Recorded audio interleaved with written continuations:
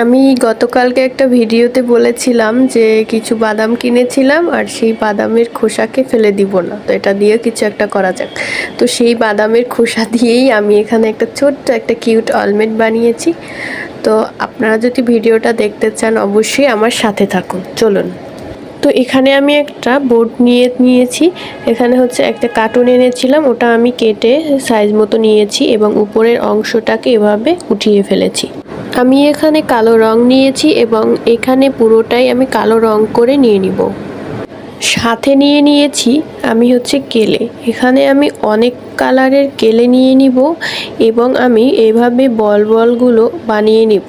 এখানে আমি অনেকগুলো বল বানিয়ে নিয়েছি আর হচ্ছে আমার এই ফ্রেমের চারপাশে বিভিন্ন কালার দিয়ে আমি চারপাশটাকে এভাবে সাজিয়ে নিয়েছি।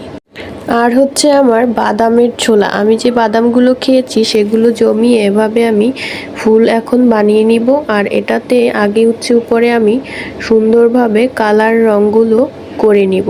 তো এভাবে আমি সবগুলো খোসার উপরে কালার করে নিয়েছি। এরপরে আমি ফ্রেমের জন্য গাছ বানানোর জন্য এখানে আমি কেলে নিয়েছি আর হচ্ছে এখানে ডালগুলো আমি এভাবে লাগিয়ে দিচ্ছি। এরপরে আমার বাদামের যে খোসাগুলো আছে তা দিয়ে আমি এখন ফুল তৈরি করব। গাম দিয়ে এক এক করে আমি এভাবে লাগিয়ে দিয়েছি। তো আমার হচ্ছে ফ্রেম কিন্তু রেডি হয়ে গেছে। কেমন লেগেছে আমার এই বাদামের ফুল গাছটা সবাই একটু জানাবেন। তো ছোট্ট একটা কিউট ওয়াল হ্যাঙ্গিং রেডি করেছি শুধুমাত্র বাদাম আর কেলে দিয়ে। কোনো কিছুই আসলে ফালানো যায় না, যদি একটু বুদ্ধি থাকে তাহলে বুদ্ধি খাটালেই খুব সুন্দর সুন্দর জিনিস আমরা বানিয়ে ফেলতে পারি।